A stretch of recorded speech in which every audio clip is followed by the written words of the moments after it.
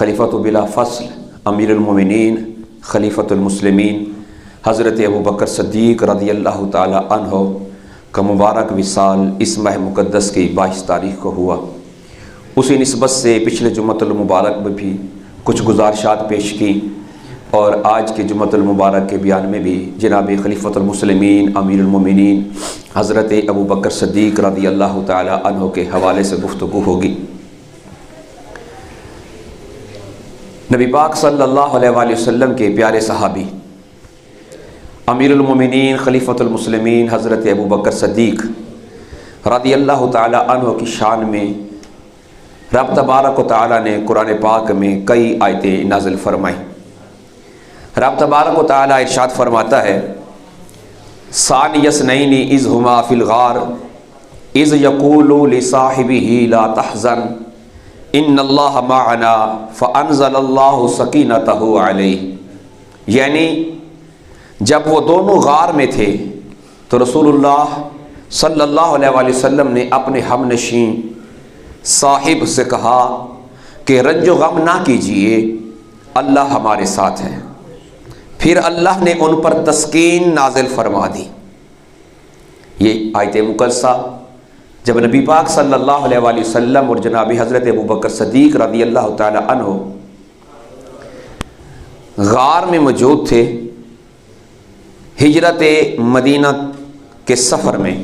कि मक्का से मदीना की तरफ हिजरत फरमा रहे थे, गार में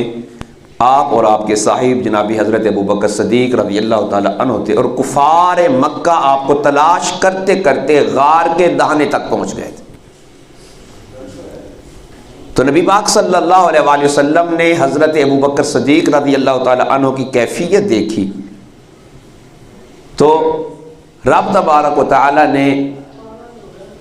कुरान की आयतें बनाकर नाजिल फरमा दी कि महबूब जब आप दोनों गार में थे तो आपने अपने रफ़ीक, अपने हमनशीं, अपने साहिब से कहा कि रंजो गम ना कीजिए, अल्लाह हमारे साथ है। अल्लाहु अकबर। तो तमाम मुसलमानों का इस पर इत्तेफाक है कि इस आयत में साहिब से मुराद हज़रत अबू बकर सद्दीक़ रज़ियल्लाहु ताला अन्हु की ज़ात मुक़द्दसा है। इब्न अब्बास रज़ियल्लाहु ताला अन्हु फरमाते हैं कि रसूलुल्लाह सल्लल्लाहु अलैहि वसल्लम से सकीना, सुकून खातिर व तसल्ली तो कभी ज़ाइल नहीं हुआ, बस जिन पर सकीना नाजिल हुआ, यानी कि रसूल खुदा सल्लल्लाहु अलैहि वसल्लम तो हर वक़्त सुकून में और रब तबारक व तआला की रहमत में, तो जिन पर सकीना नाजिल हुआ हज़रत इब्न अब्बास रज़ियल्लाहु ताला अन्हु फरमाते हैं कि वो हज़रत अबू बकर सद्दीक़ रज़ियल्लाहु ताला अन्हु की ज़ात है। इसी तरह इब्न मसूद बयान करते हैं कि हज़रत अबू बकर सद्दीक़ रज़ियल्लाहु ताला अन्हु ने हज़रत बिलाल को उमय्या बिन खलफ और उबई बिन खलफ से एक चादर और 400 दिरहम के इवज़ ख़रीद कर आज़ाद कर दिया। हज़रत अबू बकर सद्दीक़ की शान और उबई बिन खलफ और उमय्या बिन खलफ के बारे में अल्लाह ताला ने वल्लैली इज़ा यग़शा से इन्ना सायकुम लशत्ता तक आयतें नाज़िल की। जिनी पहली आयतें सानियस्नैनि इज़ हुमा वो भी हज़रत अबू बकर सद्दीक़ की शान में नाजिल हुई और सूरतुल लैल की वल्लैली इज़ा यग़शा से लेकर इन्ना सायकुम लशत्ता तक जितनी भी आयात हैं ये सब की सब हज़रत अबू बकर सद्दीक़ रज़ियल्लाहु ताला अन्हु की शान में नाजिल हुई हैं। अब्दुल्ला बिन ज़ुबैर से मरवी है कि हज़रत अबू बकर सद्दीक़ रज़ियल्लाहु ताला अन्हु का मक्का में दस्तूर था कि आप ज़ईफ़ मर्दों और बूढ़ी औरतों को जब वो इस्लाम कबूल कर लेते तो उनको ख़रीद कर आज़ाद फरमा देते थे। एक दिन हज़रत अबू बकर सद्दीक़ रज़ियल्लाहु ताला अन्हु के वालिद ने कहा, ऐ फ़र्ज़ंद, मैं देख रहा हूँ कि तुम ज़ईफ़ लोगों को ख़रीद कर ग़ुलामी से आज़ाद कर देते हो, अगर तुम इन बूढ़ों के बजाय कवि और जवान लोगों को ख़रीद कर आज़ाद करोगे तो वो तुम्हारा साथ देंगे, तुमको नुकसान से महफूज रखेंगे और तुम्हारी मुदाफ़ियत करेंगे। ये सुनकर हज़रत अबू बकर सद्दीक़ रज़ियल्लाहु ताला अन्हु ने अपने वालिद मोहतरम से कहा कि इससे बढ़कर बड़ा मकसद अल्लाह ताला की रज़ा और खुशनुदी हासिल करना है। यानी वालिद ने तो कहा कि आप ज़ईफ़ मर्दों और औरतों को आज़ाद करवाते हैं تم جوان لوگوں کو رہا کرواؤ، آزادی دلواؤ تاکہ وہ تمہارے ساتھ کھڑے ہوں، تمہاری خدمت کریں، تمہارے کام آئیں، تمہاری مدافعت کریں۔ تو حضرت ابوبکر صدیق رضی اللہ تعالی عنہ نے فرمایا کہ میرا مقصد یہ نہیں ہے کہ میں اپنی طاقت بڑھاؤں، بلکہ میرا مقصد یہ ہے کہ اللہ تعالیٰ کی رضا اور خوشنودی حاصل کرنی ہے، دنیاوی فائدہ میرے پیش نظر نہیں ہے۔ حضرت عبداللہ بن زبیر کہتے ہیں کہ ہمارے افراد خاندان کا کہنا ہے کہ اس پر قرآن کی یہ آیت فَأَمَّا مَنْ أَعْطَى وَاتَّقَى کی آیت نازل ہوئی۔ فَأَمَّا مَنْ أَعْطَى وَاتَّقَى، جس کا ترجمہ یہ بنتا ہے کہ سو جس نے اللہ کی راہ میں دیا وہ اللہ سے ڈرا۔ یعنی حضرت ابوبکر صدیق رضی اللہ تعالی عنہ کہ دل کی جو کیفیت ہے اس کو رب تبارک و تعالیٰ نے بیان کیا کہ یہ جو اللہ کے راہ میں دے رہا ہے یہ میری محبت اور میرے ڈر کی وجہ سے دے رہا ہے، نہ کہ دنیاوی مفاد کی وجہ سے دے رہا ہے۔ حضرت عروہ سے مروی ہے کہ حضرت ابوبکر صدیق رضی اللہ تعالی عنہ نے ان 7 افراد کو جن پر محض مسلمان ہونے کی وجہ سے ان کے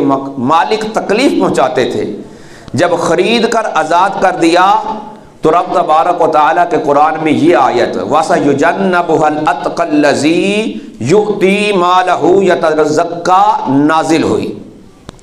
کہ اس سے ایسا شخص دور رکھا جائے گا جو بڑا پرہیزگار ہے اور اپنا مال اس غرض سے دیتا ہے کہ وہ پاک ہو جائے۔ اللہ اکبر۔ حضرت عبداللہ ابن زبیر رضی اللہ تعالیٰ عنہ فرماتے ہیں کہ وَمَا لِأَحَدٍ عِنْدَهُ مِن نِعْمَةٍ تُجْزَىٰ سے سورت کی آخری آیت حضرت ابوبکر صدیق رضی اللہ تعالیٰ عنہ کی شان میں نازل ہوئی۔ حضرت عائشہ الصدیقہ رضی اللہ تعالیٰ عنہ سے روایت ہے کہ والد محترم یعنی حضرت ابوبکر صدیق رضی اللہ تعالیٰ عنہ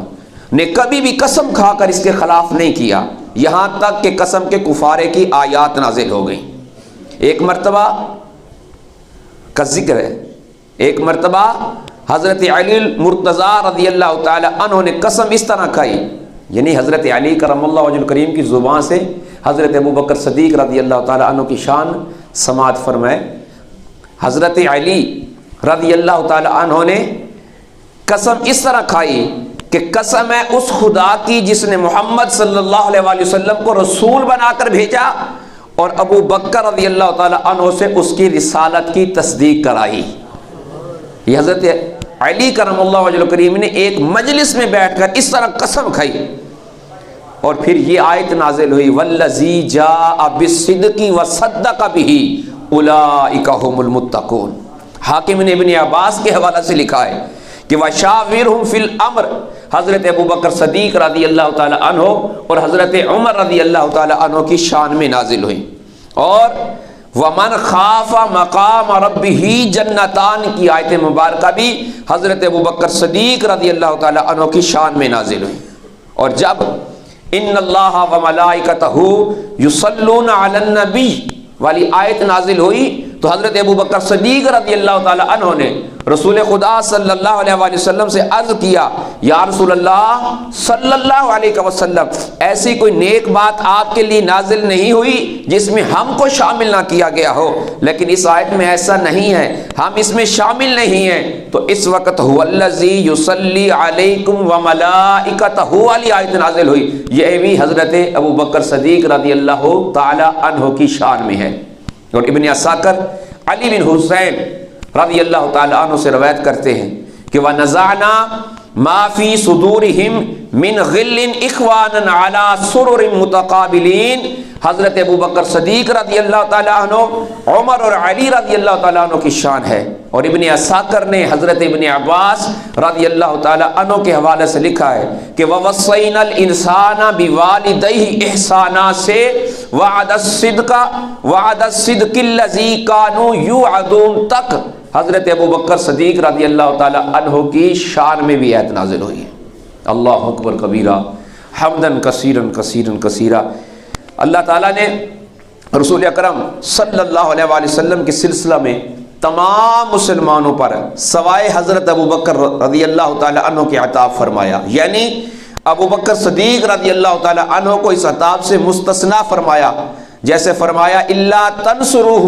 فقد نصرہ اللہ اذ اخرجہ الذی کفروا ثانی اثنین اذ ہما فی الغار۔ رب تبارک و تعالی نے اپنے پاک کلام میں جناب حضرت ابوبکر صدیق رضی اللہ تعالی عنہ کی شان میں آیتیں نازل فرمائی، تو اس سے یہ ثابت ہوا کہ حضرت ابوبکر صدیق رضی اللہ تعالی عنہ کی صحابیت قرآن سے ثابت ہے، اور جو حضرت ابوبکر صدیق رضی اللہ تعالیٰ عنہ کو صحابی نہیں مانتا وہ کافر ہے، دائرہ اسلام سے خارج ہے، کیونکہ حضرت ابوبکر صدیق رضی اللہ تعالیٰ عنہ کی صحابیت کا انکار